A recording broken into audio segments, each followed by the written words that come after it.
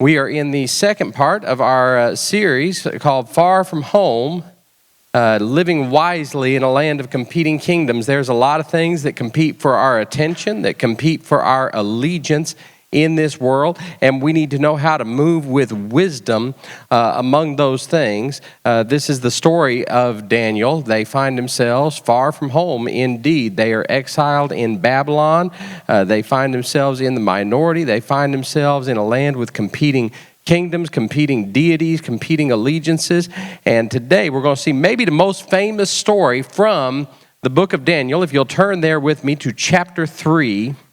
And you might have heard this story in Sunday school. Some of y'all remember a flannel graph presentation of such a story. Daniel chapter 3, reading a story about Shadrach, Meshach, and Abednego. We're going to start in verse 13 and read down to verse 25. The story actually takes the entire chapter, but you can read that when you get home. This will be enough to get us the idea. Say amen if you got it. All right, if you don't, it's up on the screen for you. Daniel chapter 3, verses 13 through 25. I'm reading from the New International Version of God's Word. This is how it reads. Furious with rage, Nebuchadnezzar. You know, I know some of y'all are thinking, what is with this guy? Every time we meet him, he has a problem. He has some issue. He's getting upset about something. You know, some people think, hey, there's no way that he could be real because he's just always like this. But some of y'all, you know somebody like this. They just always have something going on, always upset about something. Some of y'all live with somebody that's, don't look at him. Don't look at him. Just keep your eyes forward. I don't want to get you in trouble.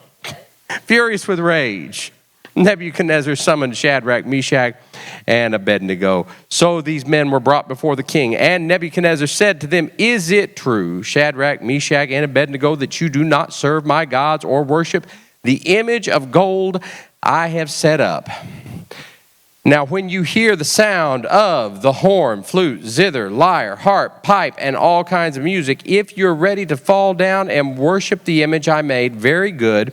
But if you do not worship it, you will be thrown immediately into a blazing furnace. Then what God will be able to rescue you from my hand? Good question. Shadrach, Meshach, and Abednego replied to him, King Nebuchadnezzar, we do not need to defend ourselves before you in this matter. If we're thrown into the blazing furnace, the God we serve is able to deliver us from it, and he will deliver us from your majesty's hand. But even if he does not, we want you to know, your majesty, that we will not serve your gods or worship the image of gold you have set up. Then Nebuchadnezzar was furious with Shadrach, Meshach, and Abednego, and his attitude toward them changed. He ordered the furnace heated up 7 times hotter than usual. Not real sure what the point of that is. And commanded some of his strongest soldiers in the army to tie up Shadrach, Meshach, and Abednego and throw them into the blazing furnace. So these men, wearing their robes, trousers, turbans, and other clothes, were bound and thrown into the blazing furnace. The king's command was so urgent and the furnace so hot that the flames of the fire killed the soldiers who took up Shadrach, Meshach, and Abednego. And these 3 men, firmly tied, fell into the blazing furnace. Then King Nebuchadnezzar leaped to his feet in amazement and asked his advisors, weren't there 3 men that we tied up and threw into the fire? And they replied, certainly, your majesty. He said, look, I see 4 men walking around in the fire, unbound and unharmed, and the 4th looks like a son of the gods. That's enough for today. For these moments that we have to share together, I want to talk with you about building fireproof faith. Building fireproof faith. Turn around and ask the person sitting next to you, is your faith fireproof? Is your faith fireproof? Let's pray as we get started today. Our Father, by your spoken word, the worlds were formed. So now as your word is preached, would you form our worlds to align with your kingdom, form our character to look like that of your Son? Take my lips and speak with them. Take our minds and think with them. Take our hearts, set them on fire with love for you. It's in Christ's name we ask it. Everyone said, amen. Sometimes it's better to go through something than to avoid it. It's a truth in life. Difficult conversations, a tough course in school, a teacher that just kept piling on work, but you found out later that it did you some good. You came out of that class with some tools that you didn't have before. Maybe it was a really intense project at work that had you preoccupied for months, and yet the way that you handled that issue led to your promotion. Sometimes it's better to go through things than to avoid them. And yet, our instinct is to avoid the difficult things in life, to avoid awkward situations and uncomfortable circumstances, to avoid hard things. I mean, it's nothing new. The Apostle Peter, he had to remind some folks nearly 2 millennia ago in 1 Peter 4:12. He said, "Dear friends, don't be surprised at the fiery ordeal that's come upon you to test you as though something strange were happening to you." He wrote this almost 2,000 years ago, and yet I still have people in my life who are still surprised when fiery ordeals come upon them. They're still talking like something strange is happening to them when things go wrong. Listen, everybody faces some fire sometimes, is what he's saying. But the next verse from Peter is an encouragement to us. He says, "But rejoice in as much as you participate in the sufferings of Christ, so that you may be overjoyed when his glory is revealed." See, he's letting you know that the same way that difficult things in life can end up making you better, God can take the fire that you face and use it and infuse it with redemptive purpose. And this is what happens in the story of Hananiah and Mishael and Azariah. Oh, I know you're not used to hearing them called that. Those are their real names, though. That's their given names. That's the names their mama gave them. But they're better known by their Babylonian names, Shadrach, Meshach, and Abednego. But the story doesn't actually start with them. It starts with Nebuchadnezzar and his insecurity. We started talking a little bit about this last week. In chapter 2, Nebuchadnezzar has a dream about a statue. Now in this chapter, he makes a statue. See, in the dream, the head was gold. The arms and the chest were silver, the belly and the thighs were bronze, the legs were iron, the feet a mixture of clay and iron. But at the end of the dream, just a little rock shows up and the statue is completely destroyed, all of it turned to dust. That dream, we talked about it, sets Neb off, man. It sets him off. It touches some deep insecurity in him. Daniel gives him the interpretation. Your kingdom is going to eventually pass away, and the kingdom after that, and the kingdom after that, and the kingdom after that. No matter how many kingdoms there are, no matter what they're made of, no matter how good they might be, no matter how bad they might be, they'll all pass away. But there's a rock, and the rock keeps growing. The rock fills the whole earth. He thinks that the answer to his insecurity, though, he decides that he's going to make a statue that's all gold. Okay, I see the problem. The problem is we need a better statue. That's the issue, Nebuchadnezzar thinks. So in verse 4, he calls up all these people. It says nations and peoples of every language that he addresses. He calls them all to gather around his statue and bow down to what he's doing. Bow down to his project. Bow down to what he's made. What he's doing is he's trying to center everything and everyone around himself. What we see here in this text is that idolatry is actually a symptom of insecurity. Idolatry is a symptom of insecurity. This is why we're constantly trying to build bigger and better statues. This is why we're constantly trying to find something bigger and better that will prove our status, that will prove our significance. But all the bigger and better we can build, it never addresses the underlying security. What we're meant to see in this text is actually a do-over of Babel. It's actually a lot like Babel. In Genesis 11, it talks about all the peoples from all over the earth. They gathered around and they're centered on this project. They want to build a city. They want to build a tower, but not just any city, not just any tower. They want to build it bigger. They want to build it better with its top in the heavens. They say to make a name for ourselves. Otherwise, we're going to be scattered. Otherwise, what's going to happen if we don't do this? If we don't build it bigger and better? Like Nebuchadnezzar, they thought the answer to their insecurity was to build bigger and better. And just to ensure that you don't miss the point, this whole episode with this 90-foot statue that Nebuchadnezzar builds, it happens in the exact same spot. Verse 1 notes that he set it up on the plain of Dura, the same geographical location. Nebuchadnezzar is saying, hey, they might have failed, but I'm going to succeed where they failed. They went wrong, but I see their mistake. I'm going to build one all of gold. Everybody's always thinking that they're going to build something better. People are always trying to build something bigger and better, and then they gather everything in their life around that thing in order to try to feel secure, in order to try to feel important, to try to feel significant. So how do you know if you're doing that? How do you know if you're trying to build bigger and better to fix your insecurity? Well, there's a clue right when the text opens that we read in verse 13. He's furious with rage. Furious with rage over 3 young men. 3 young men who won't bow down to his statue. Why does it bother him? I mean, there's millions of people bowing down to the statue. The orchestra with all of the zither and the so forth that they talk about, this list, it goes through the shopping list like 4 times in one chapter. They're all playing for him. The orchestra's playing your tune, Nebuchadnezzar. Everybody's bowing down, and you're bothered with these 3 young men. Who cares about 3 young men who don't bow down? Well, yeah, but what if it catches on? And then what if it happens and then nobody's bowing and they got to bow too?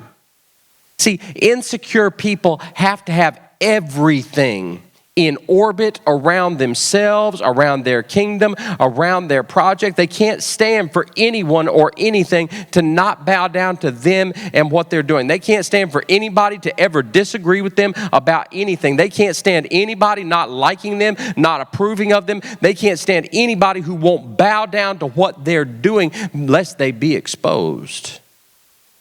Nebuchadnezzar builds this statue because of his dream. Remember, the dream is from God. It's from God. The head of gold in the dream, God gives the interpretation. Hey, the head of gold is you. This is God saying, hey, you're the best. You're the best. You're the best of all the kingdoms and kings that are going to come after you. You're the head of gold, Nebuchadnezzar. But even that isn't enough. He's got to build bigger and better, and everything has to bow down around it, or else I can't feel secure. That order, all nations, people of every language, gather around me, gather around what I'm doing. What he's doing here is he's gathering his world around himself, around his kingdom, around his reign, around what he's got going on. And this is in direct competition with God's purpose. We hear something very similar in Revelation 7:9, where it says that people from every nation, every people, every language are standing before the throne and before the Lamb. See, this is what God is doing. God is seeking to gather everyone around him and around his reign and around his kingdom and his purpose and what he's doing. Nebuchadnezzar has put himself in the center. He's put himself and his empire in the place of God. This is the definition of idolatry. You know, idolatry really, it's the whole history of the human race. It's the whole history of the human race. People putting things in the place of God. Everybody that you know has a center to their lives. Everybody has some ultimate good that they're seeking, some ultimate purpose that they have gathered their whole life around, and everything in their life has to bow down to the center. And anything that occupies that spot other than God is an idol. For Nebuchadnezzar, it's himself and it's his kingdom and it's what he's built. And you know, most of the time, that's what it is for us too. There's this note of humor in the text. We get that long list of musical instruments several times. What you're supposed to envision is a full symphony orchestra running in with the instruments several times a day. Here's the percussion player coming, carrying the timpani on his back. He can barely hold it. The double bass player is coming in with the giant double bass. They're all running and hustling in with their instruments to play. It's supposed to be silly. It's all stupid activity. It's just a bunch of busyness. The reason that the text repeats this is it's mocking us. Yeah, it's making fun of us. It's satire. It's mocking our idolatry. It's mocking all of our attempts to build bigger and better and center our lives around ourselves. All our vain attempts to fix our insecurity with bigger and better. The text is saying, this is what you look like. Just a bunch of stupid activity and busyness, all trying to prop yourself up, trying to make yourself feel big and important. Now, I know some of y'all are looking at me like, well, that's not me. You sure? You sure? I mean, where's the activity in your life? Where's the most activity? Where is everything always running to in your life? Where is everything bowing down? What is it that you celebrate that everybody else has to celebrate as the highest thing in order to be in your club? What is it that sets you off if it doesn't bow down? If we were to listen in on your conversations, where do they go? Where do your thoughts run, your resting thoughts? What do you think about most of the time? What do you rehearse in your mind? How about your schedule? What do you make time for most of the time? How about your money? If we were to look at your bank account, see, everybody's centered on something. Everybody organizes their life around something. And if it isn't God, if it isn't His kingdom and His reign and His rule, it's an idol, and it will not fix your insecurity. In fact, you will frequently find yourself furious with rage, freaking out when the world refuses to orbit around you. You know, later on in this story, Nebuchadnezzar asked this question, what God can rescue you from me? The real question he should be asking is, who can rescue me from this insecurity I feel, from the rage that I feel, from all the stuff that I'm carrying around, from all of my attempts to build bigger and better statues, all of the stupid busyness and activity of my life? Who's going to save me from that? Who's going to rescue me from that? He does all of these things, trying to secure himself, trying to secure his kingdom, but who can rescue him? Who can rescue you? All this stuff that you're doing to try and prove yourself, to try and prop your life up, trying to eliminate all vulnerability, trying to eliminate any hint of weakness, and yet the slightest thing goes wrong and you find yourself furious with rage. Insecurity always leads to idolatry. It leads to insecurity, which leads to more idolatry, which leads to insecurity, leads to idolatry. Round and round it goes. Do you want to break the cycle today? Then you need a source of security outside yourself.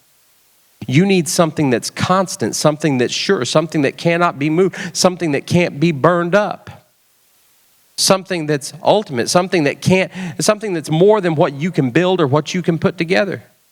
Take a look at your life today. What's in the center? What's the center for you? Is it fireproof? If Nebuchadnezzar gives us a picture of insecurity that ends in idolatry, Shadrach, Meshach, and Abednego, they are a total contrast. They don't bow down to the statue because they have a sense of security.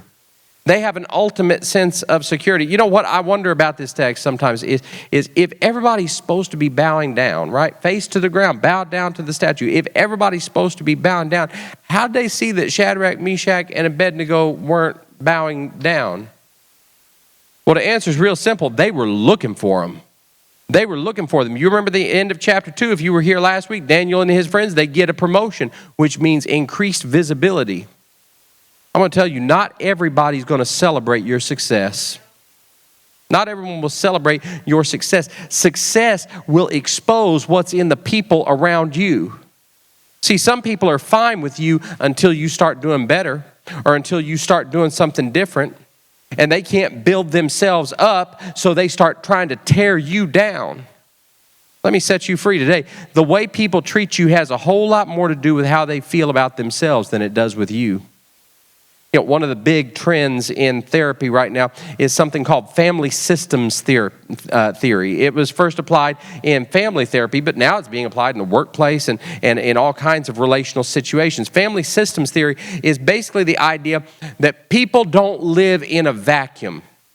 People aren't just on their own acting from the inside, but rather we take our cues from the social structures in which we live. So in your family or on your job or whatever, everybody within that system has a place, has a role. Often not officially, but relationally. On your job, you're the one who always jokes around. You can be counted on to bring some levity to the situation. Or in your family, maybe you're the one who gets everybody on track, who makes for sure that everybody is headed in the right direction. You're an organizer, you're a doer. Some of y'all this morning, this is the role that you play, getting everybody dressed, getting everybody ready, getting them all out to the car. You have a role that you play. Everyone has a place. Everyone has a role in the system. Everybody in their place and functioning in their role creates a system. And this can be for good or this can be for bad. But once the system has been established and found some equilibrium, at that point, everything in the system works to maintain the status quo. But let one person get out of their place, Let one person decide, you know what? I'm not playing that game with you anymore. And you will see the system strike back. You will see the system light up. Let one person decide, you know what? I'm not going to participate in that drama anymore. And you'll see the system light up. Decide, hey, you know what? I don't really need to have those kinds of conversations. I'm not going to gossip about that. That's not building anything up. That's not encouraging me or anybody else. This is just a waste of my time. Yeah, you do that one time, and you'll see the system strike back. People used to be, oh, well, he always used to pick up the slack. I could count on him, but now he has boundaries. Oh, she used to gossip and dish with us, but now she acts like she's too good for us. Yeah, the system will strike back at you. Some of y'all, I see light bulbs going on already. You're like, man, that's what's been happening to me this whole time. See, at the beginning of chapter 2, Daniel and his friends Shadrach, Meshach, and Abednego, they're just wise men among the other wise men, but then they get promoted. Their role and their function changes, and now the system is striking back. Oh, I need to let you know, it's a hard truth of life, but promotions come with problems. Promotions come with problems. Be careful what you pray for. Be careful what you wish for. Be careful what you work for. You want to find out who your real friends are? Change what you're doing. Just change up what you're doing. Change your center. Start doing something different. Stop talking about people. Stop complaining about things you can't change and see if they still want to talk to you. Have some different conversations. When you start living and talking and doing on a different level, there are some people who will not like it. You know, Shadrach, Meshach, and Abednego, that's not their real names. Their real names are Hananiah, Mishael, and Azariah. It's great names. Shadrach, Meshach, and Abednego, these are Babylonian names. Shadrach means royal scribe. Meshach means guest of the king. Abednego means servant of Nebo. It's one of the Babylonian deities. These are their Babylonian names. Nebuchadnezzar has given them names that represents who he wants them to be, and what he expects from them, and what he wants them to do for them. See, some people will only acknowledge your identity by you doing what they want you to do for them. They'll recognize your identity so long as you're being who they want you to be for them. Your identity is valid with them so long as you're serving their purpose. And here's the thing, if that's where you're getting your identity from, if your sense of self is bound up in the acceptance and approval of others, you will serve them, you will bow down, you will work for them, you will accommodate them, you'll bend over backwards, because who am I if they don't approve of me? Who am I if they don't like me? Who am I without them? They've given me my name. They've given me my role. My promotion comes from them. No, their real names are Hananiah, favored by God. Mishael, who's like God? It's a taunt. And Azariah, Jehovah has helped me. See, their real names are not about who Nebuchadnezzar wants them to be and what they can do for them. Their real names are about who God is and what God has done for them. Not what somebody else wants them to be. See, if your life is not built around who God is and what he's done, you'll always feel insecure. See, your identity is secure regardless. If you know who God is and what he's done for you, if that's down in the roots of who you are, then you're fine regardless. If you like me or not, I'm okay. If you approve of me or not, I'm still fine. Because my identity is secure. I know who I am. I know whose I am. This is why they decide not to bow. They're not making a show of defiance. Their point is not to try and stick it to Nebuchadnezzar. The point is, I'm following God because he's the source of my identity. He's where my promotion comes from. So I'll just follow him regardless of what the consequences are. They're acting from a place of security. See, your sense of security grows out of your identity. Everyone else bows down because they've got to have Nebuchadnezzar's approval. Everybody else bows down because they know, hey, Nebuchadnezzar's the one who gave me my job. Nebuchadnezzar's the one who gave me my promotion. Nebuchadnezzar's the one who gave me my status. My identity comes from Nebuchadnezzar. So when he says bow down, I better bow down. But Hananiah, Mishael, and Azariah, they know where their identity comes from. They know who they are. God favored me. God helped me. There's nobody like our God. That's who I am. I know the source of my promotion. And you know what? It's not Nebuchadnezzar. So they don't care. They're like, you can fire me if you want to. In this case, it's a literal fire. See, you're going to serve and bow down to whatever or whomever you believe is responsible for your promotion. Hananiah, Mishael, and Azariah, they know that promotion comes from God, so they don't feel the need to bow down for Nebuchadnezzar. Their devotion to God is based on who God is and what he's done. So now here they are before the king. Nebuchadnezzar's edict was automatic, but he must have liked these guys because he gives them another chance. They say, but they say, look at this. They say, we don't need to defend ourselves before you because the God we serve is able. You know what? You could just stop right there. We could finish preaching right now. God is able. End of sermon. Because you'll stop feeling the need to defend yourself to people when you're convinced that God is able. See, knowing that God is able is what inspires courage. That's what keeps you from bowing down to idol. That's what gives you an unshakable confidence as you move through life. Our troubles start when we start to underestimate God's ability. That's where troubles start for us, when we get scared and anxious and insecure because he's not doing what I think he should do, or when I think he should do it, or how I think he should do it, because my tendency is to think that my way and my wisdom is sufficient. I think I know how it's supposed to be. I think I know how it's supposed to turn out. And we overestimate our own ability to deliver. We overestimate our own wisdom. We think we can figure things out for ourselves. So we start looking for some relationship to deliver us from loneliness. I'm going to tell you now, you know what you get when two lonely people get married? You get two lonely married people. You look for some job to deliver you from lack. You're always going to be hanging on by a string. You look for some position or some title to deliver you from your feeling of inferiority. You're going to bow down to whatever you believe can deliver. You need to know down in the roots of your soul that God is able to deliver. That's why they don't bow down. The story features a famous happy ending. We'll get there. But they're prepared for things not to end the way that they hope, because their faith and devotion to God is not predicated on if it goes the way I want it to. They say the God we serve is able to deliver us. He will deliver us. But even if he doesn't. See, faith is confidence in God, whether he does it like I think he should or not. Here's what faith is. Faith is this: I believe God can, I hope God will, and I trust God even if he doesn't. Where's your faith today? Where's your confidence built? See, the truth of Nebuchadnezzar's dream there in chapter 2 was that everything passes away. Everything is going away. All the earthly kingdoms. It doesn't matter what you build. If it's gold, if it's bronze, the relatively good ones, the just ones, the bad ones, everything passes away. Everything passes off the scene. Anything other than God that we look to for protection, for deliverance, for security, it's all going to pass off the scene. I watch people lose their mind over politics and the economy and all this. Guess what? It's going to pass away. It's going to pass away. It will. It will. See, nobody wants to have a conversation about mercantilism anymore. That was the dominant economic system for about 200 years, but nobody wants to talk about that anymore. It all passes away.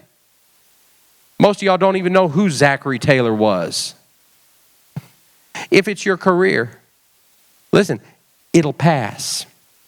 It'll pass. I watched a movie a while back about a guy who was retired, and he was retired. His job had been that he worked for the phone book company.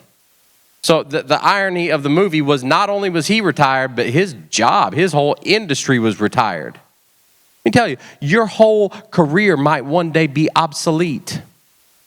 Could be. I mean, there's not nearly as many blacksmiths as there used to be, are there? If it's your family or your friends, that's where it's at for a lot of people. Wonderful as they may be, guess what? They're fallible. They make mistakes. They will let you down. They will disappoint you sometimes. And on top of that, they're mortal. They will pass off the scene one day just like you will. See, you can have lots of good things in your life. You can have lots of blessings in your life, but none of them can deliver. If you're looking to any of those things for meaning, for purpose, for elevation, for security, they cannot deliver. What enables Shadrach, Meshach, and Abednego not to bow down is that they know it can't deliver. They know it can't deliver. Don't bow your life down before things that can't deliver.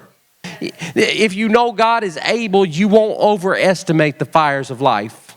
You won't overestimate the challenges you're facing. You won't overestimate your problems. You won't go around talking like it's strange that the fiery ordeal has come upon you, because you know God is able. The through line in the book of Daniel is this: God's people are being subjugated. They've gotten this demotion. They've been defeated, which raises the question, so then has God been defeated? Because that was the assumption in the ancient world. If we beat you, we must have beat your God too.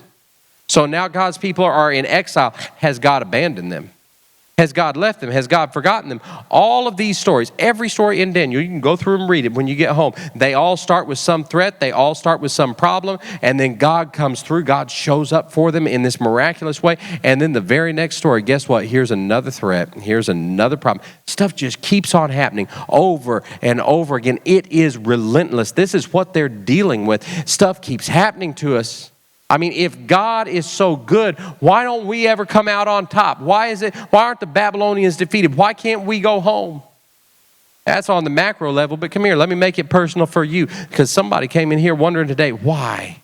Why is this happening in my family? Why is this happening on my job? Why am I having to deal with this situation? I mean, I've done the best I can. I've prayed. I've been faithful. I've been tithing, and yet I'm in this fire. Why am I in this fire? Hananiah, Mishael, and Azariah, see, they're right, and yet they end up being wronged. They still end up in the fire. Let me let you know something. Your faith can and will sometimes put you on a collision course with problems. Well, I'll repeat it for those of you who didn't catch it. Your faith can and will at times put you on a collision course with some problems.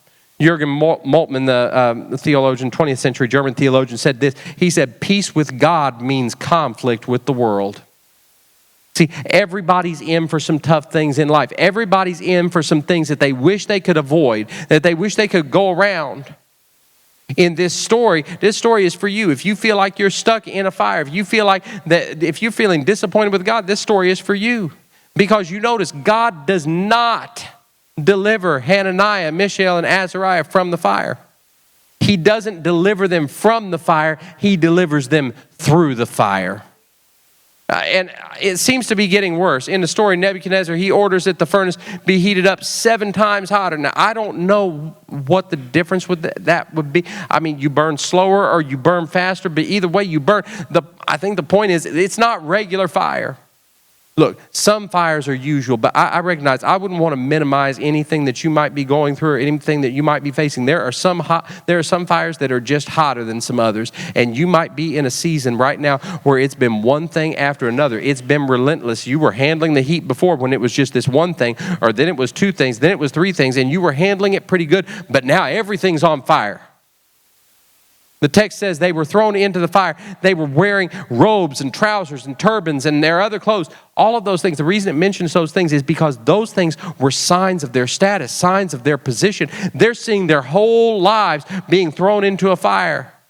That might be where you're at. This is what Nebuchadnezzar intends to do. He intends to burn them up to make for sure that there's nothing left. Them, their identity, their status, their position, everything. He wants it all gone. He wants there to be nothing left of them. So he turns up the furnace 7 times hotter than the usual so that there'll be nothing left. He makes a mistake though. See, he thinks he's throwing Shadrach, Meshach, and Abednego into the fire. He thinks he's throwing the people that he made into the fire. People that he gave an identity to in the fire. The promotion and the status that he gave them. He thinks, I'm going to throw that in and then they won't be no more. But Hananiah, Mishael, and Azariah are fireproof. They don't burn up. They've got something down on the inside that cannot be burned no matter how hot the fire gets. Nebuchadnezzar's problem is he doesn't know who he's actually throwing into the fire. But God's going to use the fire to reveal their identity. Oh, you're going to know after this, God has favored me. God has helped me. Who is like our God? The fire is what proves it. When things are easy in your life, nothing is demanded of your internal resources. You know, when the weather's like it is right now, you might not notice that your air conditioning isn't working. because you don't really need it that much. But when it climbs up to about 107 degrees, you'll find out very quickly if your air conditioning is working. It is the difficult situations of your life. It is the fire that presses you until what's on the inside comes out. The fire proves what you're made of. It reveals it. The fire is what reveals who you really are. The fire reveals who you really are. Your fire might be hotter than usual, but I'm come to tell you today, you've got something on the inside of you that does not burn. Greater is He that's in you than he that's in the world. Greater is He that's in you than whatever Nebuchadnezzar you're facing. Greater is He that's in you than any furnace. Greater is He that's in you than sickness. Greater is He that's in you than lack. Greater is He that's in you than family dysfunction. So you can go ahead and heat the fire up as hot as you want to. Make it as hot as you want, because I've got something on the inside that won't burn.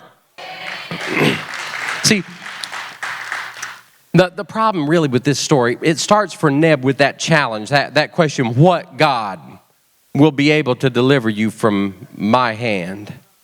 You know, he might have gotten away with this if he hadn't tried to rope God into his challenge.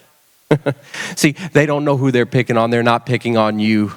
No, they've included God in their challenge. They've included that greater one on the inside of you in their challenge. It's not just you.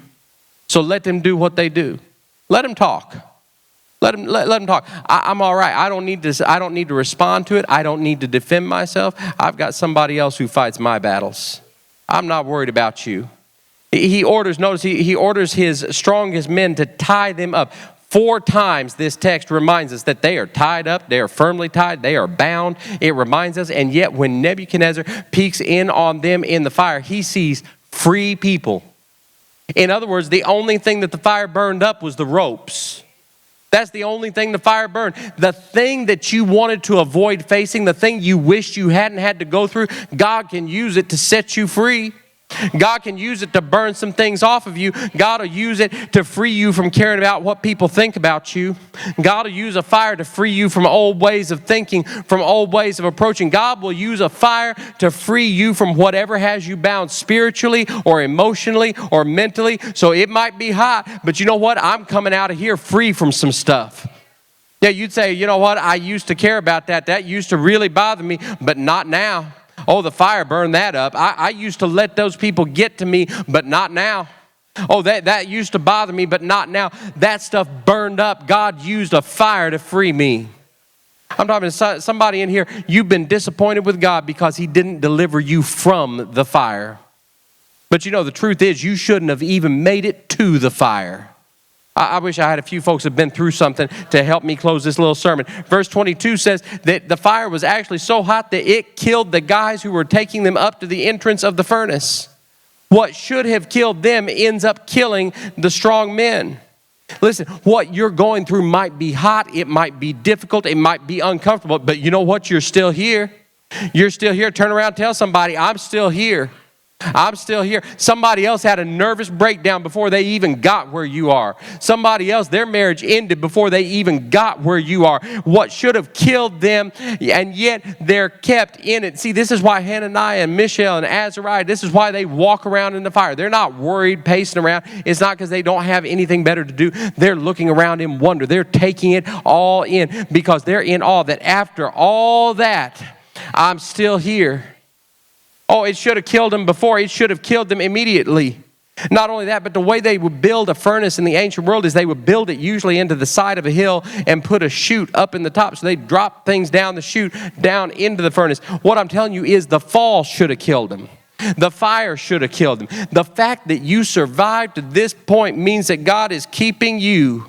See, some people think that the joy comes when you get out of the fire. But if you would just take a look right quick at how you're being kept, at how God's been with you, at how He's keeping you in your right mind, and how you're still here. I know what the doctor said, but you know what? I'm still here. I know what my bills are, but I'm still here. Look at your problems. Look at what you're going through in life, and know I'm still here. My joy's not predicated on where I am or what I'm going through. It's just that I'm still here. Nebuchadnezzar looks in, he sees a fourth man in the fire. 3 went in, but Nebuchadnezzar says, I see 4, and the fourth one looks like a son of the gods. The translation, it's uncertain here. It's something different about the fourth one. It's something different. Even he has to recognize there's something divine. There's something noticeably different. There's a distinction with that fourth one. The presence of God is so strong in the fire with them that even their enemy has to say, you know what, God is with them. See, the fire doesn't just reveal who you are. The fire reveals who God is. See, without the fire, we might explain some things psychologically or sociologically or economically or politically. We could point to technology. We could point to medical science. We could point to some policy or program that we were able to take advantage of.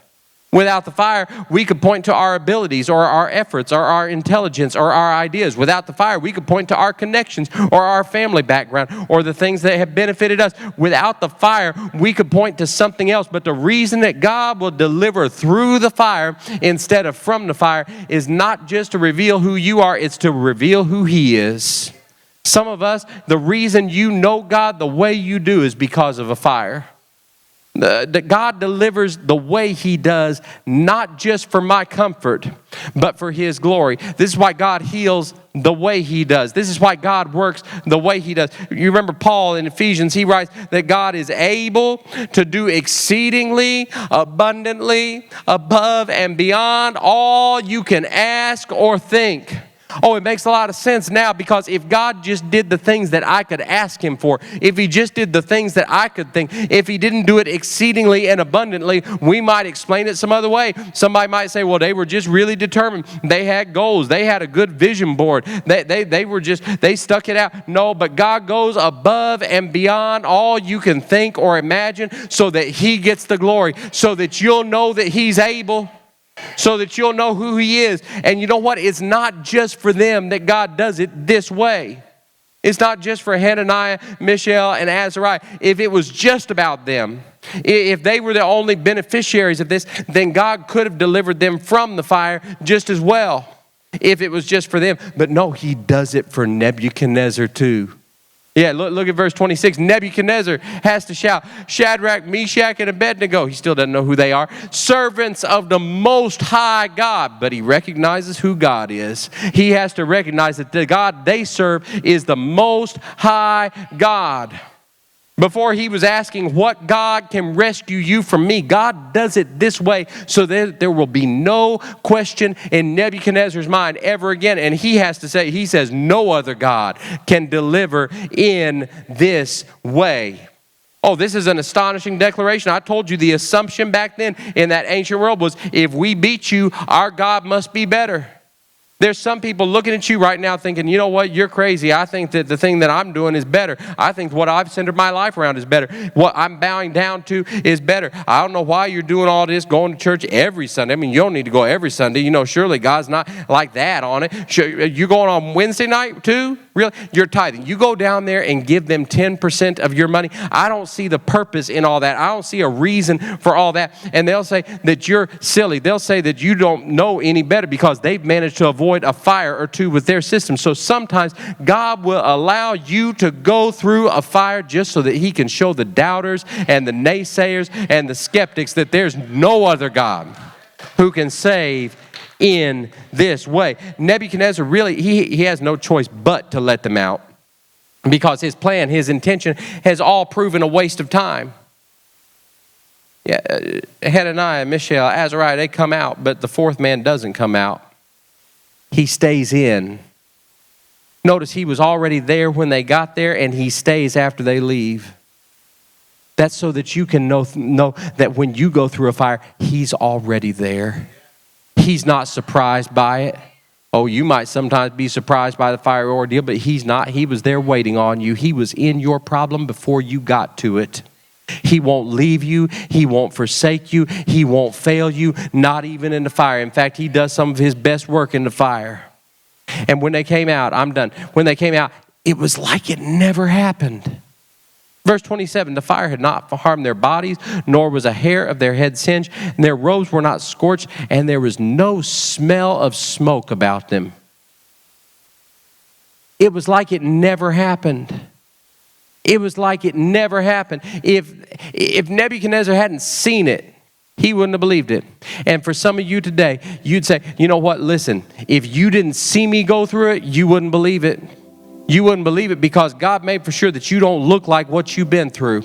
God made for sure that you don't smell like what you've been through. He made it so that it's like it never happened. And some of you today, you would share your story. If I passed this mic around, you would say, well, you weren't there when I went through the divorce. You didn't see how hard it was. You weren't there when I lost my job. You weren't there when I went bankrupt. You didn't see the abuse and the misuse that I had to endure. You can't see it on me. You can't smell it on me. The only thing is, let my praise be my testimony then.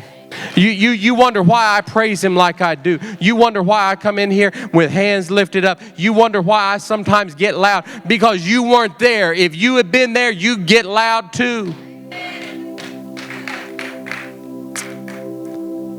Listen to me. The goodness of God is not predicated on things always going good for you. The goodness of God is not predicated on things always going good for you. He's good even in the fire. He's good even in the fire. Listen, fires come and fires go. The real difference, everybody has to face fires sometimes. The only difference is who's with you in the fire. Who's with you in the fire? Who are you going with? See, if you know who's with you, if you know the source of your identity, if you know the source of your confidence, if you know him, then you don't sell out to the stuff that intimidates everybody else. You don't bow down to the things that everybody else bows down to, because I know my source. I know who's got me. I know who, even if I have to face a fire, I know who's waiting on me in the fire. You'll have a faith that's fireproof.